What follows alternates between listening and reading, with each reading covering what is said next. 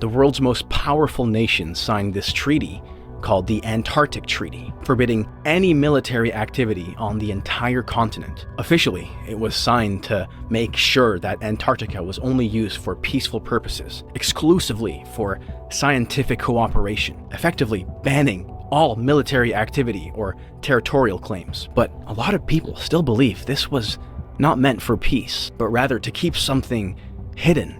To this day, the truth of what Admiral Byrd and his fleet had actually encountered remains one of the greatest mysteries of the 20th century. That's why the scientific groups all over the nation are really interested. But more important than that, it has to do with the future of the nation, those to come after us. Because it happens to be an untouched reservoir of natural resources. The bottom of the world will be important, not only to us, but to our allies. Now, there's a couple theories of what might have actually happened. And a very popular one is this idea that the Nazis had a base in Antarctica called Base 211. See, in this theory, the Nazis would have allegedly developed advanced aircrafts and were preparing for a future war. But there isn't any evidence that actually supports that. But what is absolutely clear is that they did actually conduct an expedition there. In 1938 to 1939, they conducted this New Swabia expedition. It was meant to explore and map part of Antarctica, but they never actually built a base there or maintained any presence there, which leads me to the second theory. This idea that they had encountered aliens with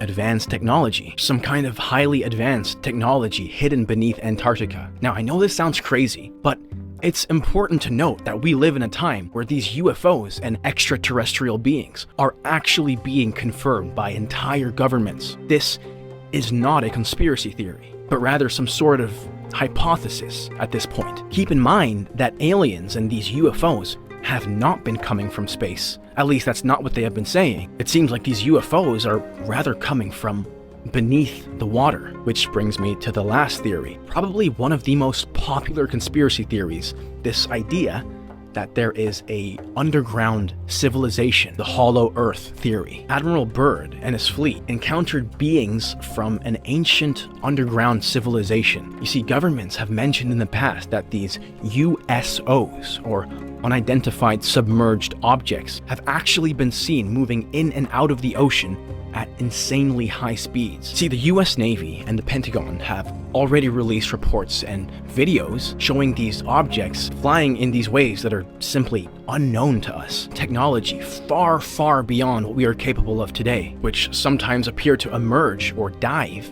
into the ocean. See, the government has not confirmed if they are extraterrestrial or foreign tech or simply just natural things. Investigations are still ongoing, and these declassified reports suggest that we genuinely don't know. We literally have no idea what is happening.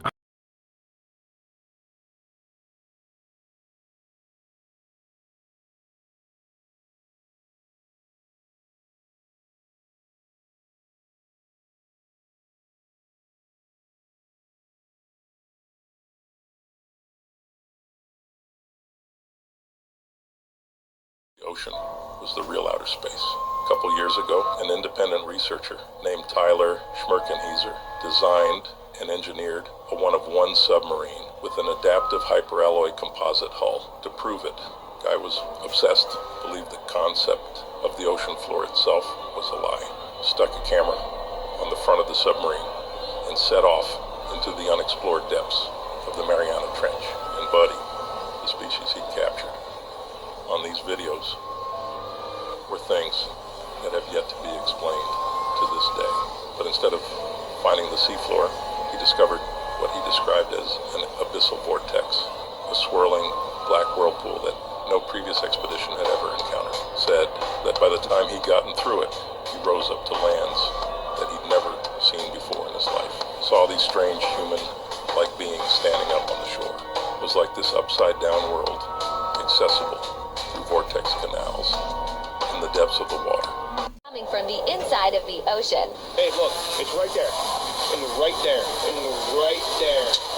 Breaking news. It's now confirmed. The drones originated from our oceans. Last Thursday, a sheriff from Ocean County, New Jersey, reported to state police, the FBI, and the U.S. Coast Guard that she witnessed 50 drones flying from the ocean toward the mainland. There were 50 that came off the ocean. 50. That was my reaction also. The flight path crossed the navigational channel at Island Beach State Park. The sheriff, a sworn officer, is considered a highly credible witness. In response, the Ocean County Sheriff's Office immediately deployed its own industrial-grade drone to track one of the 50 drones reportedly emerging from the sea. However, what happened next was unusual. The mysterious drones emitted no heat signature, unlike typical drone, and quickly evaded pursuit. Later, Coast Guard officials reported that 13 drones, each with an 8-foot wingspan, had tailed one of their vessels. These SUV-sized, unidentified flying objects have been hovering over New Jersey skies since November 18th, causing growing alarm among local residents. Explanations for these drones vary. Some speculate they could be foreign in origin, sent by adversary. However, last Friday, both the White House and the Pentagon dismissed this theory, stating there was nothing to worry about and suggesting people might be overreacting. Yet, the confirmation that these drones originated from the sea has gone unanswered by the federal government.